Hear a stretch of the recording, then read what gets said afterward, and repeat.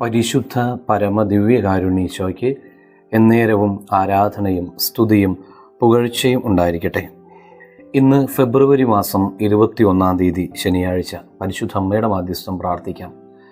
നല്ലൊരു പ്രഭാതം നമ്മുടെ ജീവിതത്തിലേക്ക് നൽകിയ പൊന്നു തമ്പുരാന് നന്ദി അർപ്പിക്കാം. ഈ ദിവസം മുഴുവനും കർത്താവിൻ്റെ കൂടെ ആയിരിക്കാനുള്ള കൃപ നമുക്ക് പ്രാർത്ഥിക്കാം.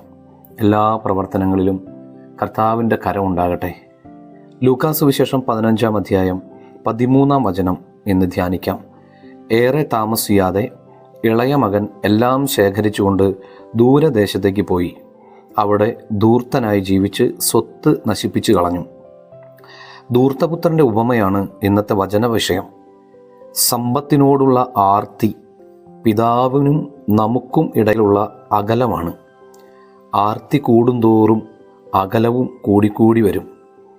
അവിടെ നിന്ന് നമ്മെ ഏൽപ്പിച്ചിട്ടുള്ള ആത്മീയ നാണയങ്ങളെല്ലാം, പരിശുദ്ധാത്മാവിൻ്റെ വരദാന ഫലങ്ങളെല്ലാം നമുക്ക് നഷ്ടമാകും. ഭൂമിയിലെ സമ്പത്തൊന്നും ആത്മാവിൻ്റെ രക്ഷയ്ക്ക് ഉപകരിക്കില്ലെന്ന തിരിച്ചറിവ്, അതാണ് സുബോധം.